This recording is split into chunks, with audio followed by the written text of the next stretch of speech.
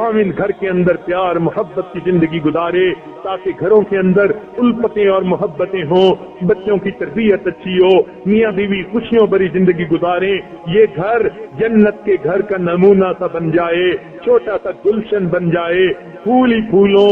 جب میاں بیوی پرسکون ہوں گے تبھی تو اولاد کی تربیت کر سکیں گے، اور اگر آپس میں جھگڑوں سے ہی فرصت نہیں تو اولاد کی تربیت کون کرے گا؟ اس لیے کسی نے کہا کہ جب میری شادی نہیں ہوئی تھی میرے دل میں بچوں کی تربیت کے 5 مختلف پلاننگ تھیں، اور اب میری شادی ہو گئی، میرے 5 بچے ہیں اور بچوں کی تربیت کی ایک پلاننگ بھی دماغ میں نہیں ہے۔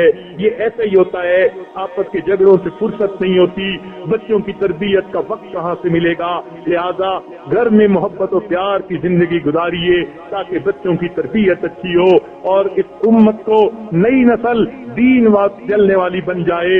ایک بات ذرا توجہ فرمائیں اور اس کو جو ہے خامن حضرات ذرا توجہ سے سنیں کہ جب کسی بندے کی کوئی سفارش کر دیتا ہے اور سفارش کرنے والا قریبی ہوتا ہے تو پھر بندہ اس کی غلطیوں کو معاف کر دیتا ہے۔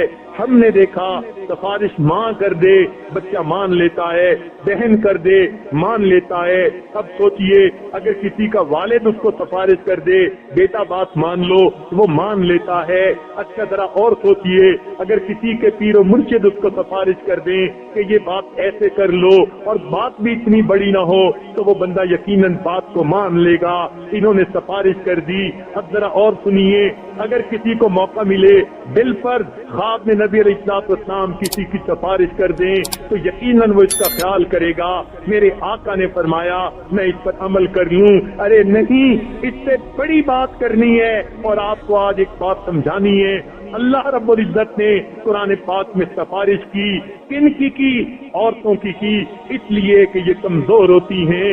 خاوند کے مقابلے میں پروردگار نے کمزور کی سائیڈ لی، کمزور کا خیال رکھا۔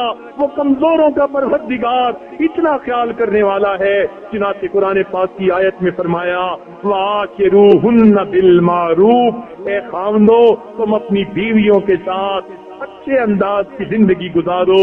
تمام مفسرین نے اس آیت کے تحت لکھا ہے ان 2 لفظوں کے ذریعے اللہ تعالیٰ نے بیویوں کی سفارش کی خاوند کو کہ اے خاوند تو اپنی بیوی کے ساتھ اچھی زندگی گزار۔ لہذا مفسرین نے لکھا جو دنیا میں اللہ کی سفارش پر عمل کرے گا قیامت کے دن اللہ اسے جہنم کی آگ میں نہیں